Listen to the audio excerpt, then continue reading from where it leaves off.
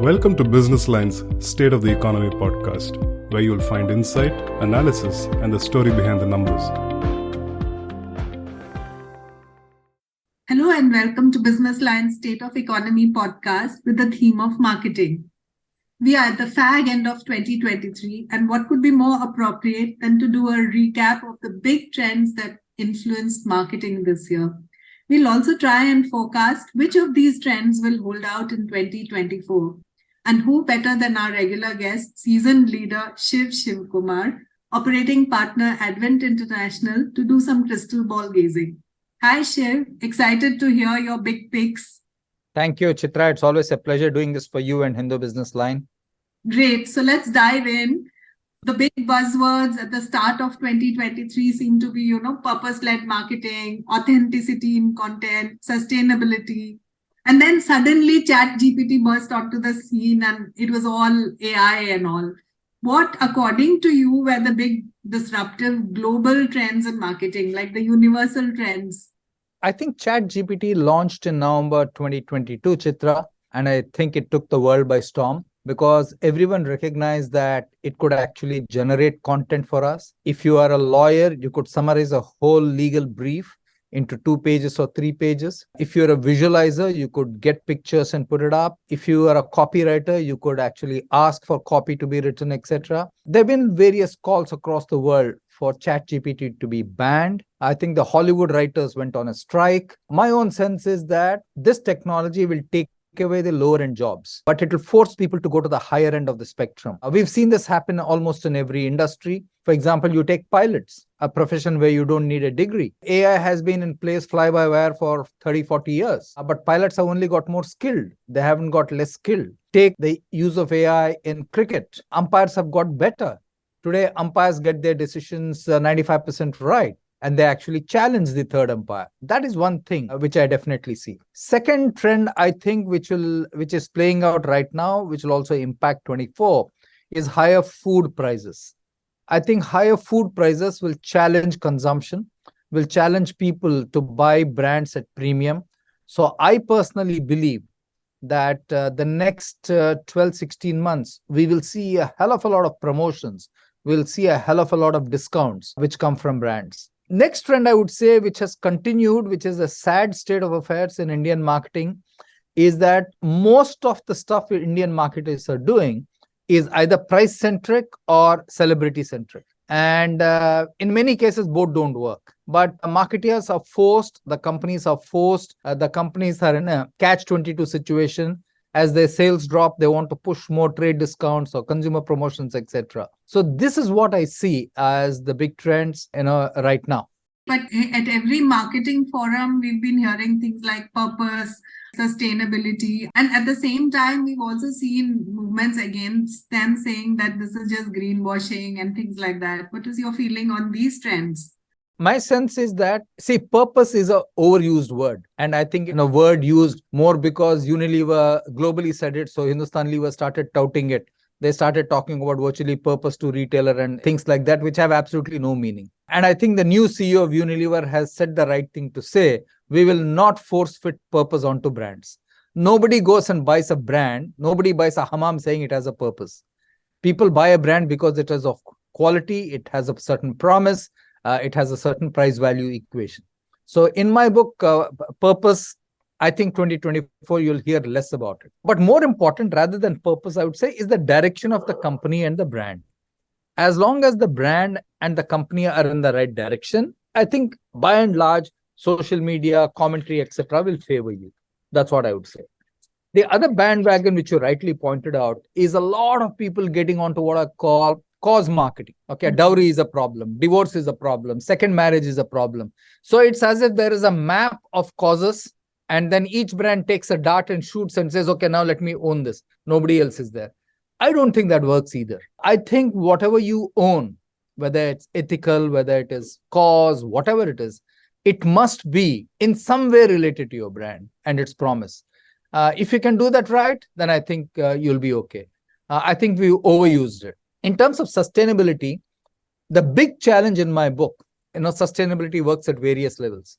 The first thing is it good for me? If you look at food products, That it is good for me is very, very important. So I will buy it, a sustainable food product. Second is I believe in the cause. That's the second layer. And the third layer is society benefits from it. So products which the consumer benefits personally will come off first. The biggest challenge for sustainability and brands pushing sustainability is you must push the fact that your quality is better. You cannot have a sustainable product which is not better on quality to the current existing products. If that doesn't exist, there is no chance of success. I think that is one trick brands are missing. For India, has there been any trend that could influence the shape of marketing? For instance, the rise of Bharat or the ONDC, on which we devoted an episode earlier. Any local trend? I think rural markets are slowly coming back. Consumption is a challenge right now. Consumption accounts for 55 to 60% of the Indian GDP. Public expenditure, which is government expenditure, and capex is the balance 25%. So currently, consumption is growing at 3.1% against a GDP growth of about 6 to 6.3%. So consumption has to pick up. That will only pick up when people feel that their situation is going to be better in the future than currently in terms of earning terms. The thing about India is don't look at it just as urban India or rural India or Delhi or Bimaru states or whatever it is. I think you need to segment India now as a very large economy, $3 trillion plus. I think there are many pockets, not geographical pockets, Chitra, but economic pockets and need and want pockets. I think that's what you need to stratify and not geography. A lot of the consumer product CEOs have said we've divided India into 11, into 6, etc. That's all convenient supply chain, segmentation. It is not consumer segmentation. So in my book, the top end of India are not worried about consumption. They display all the characteristics of what people across the world determine, which is consumerism. I think it's people at the subsistence level who are really worried what to do. And some of the data points I'm picking is that there are more people in agriculture today doing agriculture than there were before the pandemic. So I think a lot of the low-end delivery jobs, etc., people are saying, no, it's high cost to come in, live in an urban center and do the job. I'd rather go back to my village. I'd rather go back to doing some farming. Have a lower cost structure and I might be better off. So I think we will see brands trying to drive consumption, brands trying to push that. That's going to be the big challenge of 24. And what about within India, there's been the rise of ONDC and also rise of other platforms that have challenged the monopoly of Amazon. So in terms of e-commerce, what are you seeing panning out? I think that will continue. I don't think that will stop. I think, time and experience is something that the Indian consumer is getting more and more attuned to. And e-commerce satisfies both of them. And so we will see more of it. I think, as I mentioned to you when we did this session with Sirish, ONDC is a game changer for me. Digital at one level aggregates, at another level disaggregates, and ONDC disaggregates. And I think it will be very good. And I think a lot of the local crafts, local workmen, etc., will benefit from it. Okay. Now coming to the consumer side, anything defining in 2023 that you noticed, I for one saw that people were wearing rainbow colors more this year, they were all, they had all put on pronouns and all that. And accordingly, brands also seem to be getting more inclusive. Anything that particularly caught your eye? I don't think so, because I think these are all things which happen. Then everybody puts she, her, him, they, etc., and then forgets about it after a few months. Some will truly believe in it and valiantly fight for it. For most others, it's just a fad, because finally it's you who determine how you behave and what you do. I think these things will come and go. I think in social media, the commentary will be much more about tolerance at one level. Well, there's lots of intolerance. I think you'll be forced to stick with the narrative. You'll be forced not to go against the grain. I think that's what I see. I think shorts has become very, very big, Chitra, less than 20 seconds, so whatever you call it. There are 2 billion people out of a potential 6.5 billion people with smartphones who are already on shorts, and long format is actually dropping. So I see people's attention span getting shorter and shorter, people getting more and more impatient. So I personally believe brands will see a lot more of intolerant messages on their websites if they don't deliver on the promise. Okay. Within the consumer set, Will Gen Z play a bigger role in terms of grabbing the marketing focus? As I mentioned before, all brands want to be youthful. Now, Mm. by definition, we are a youthful society. We want everything to be youthful. Gen Z will be bigger in size in the coming years. They will certainly occupy the headlines and the stream of conversation when it comes to employment. That I certainly see. But will they influence or impact products and marketing? I can't see that except maybe in technology products. They're not bothered about insurance products right now. They'll rather buy a house after a few years, not immediately.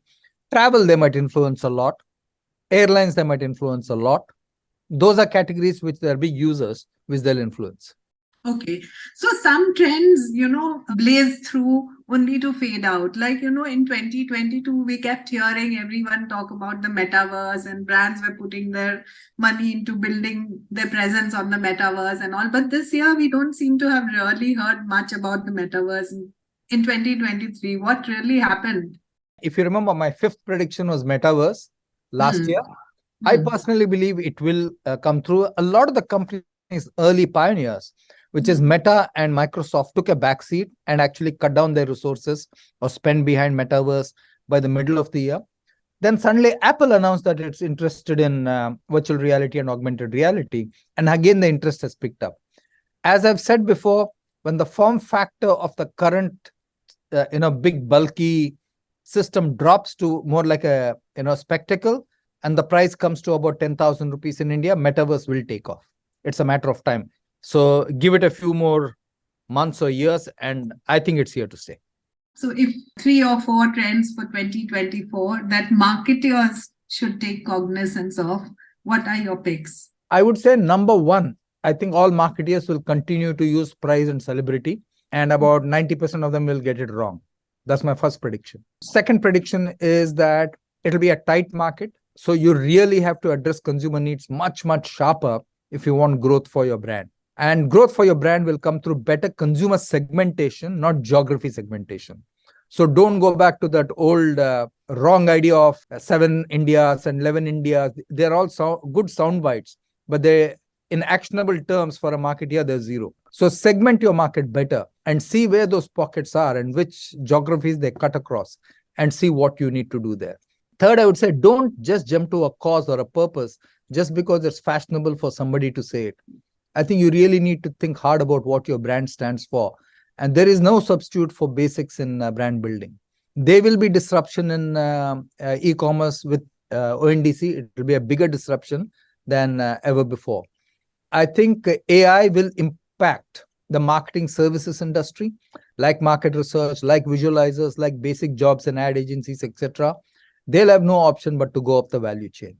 So these are some of the things that I see in the coming year. Thank you, Shiv. Most of your predictions do tend to come correct. So last year I got 4 on 5 right, 80%. I'm good. Yeah. So let's see how it goes. I mean, the one on price must be worrying marketers, but it's already happening. It'll only accelerate, Chitra, in my book. All right. Yeah. Okay.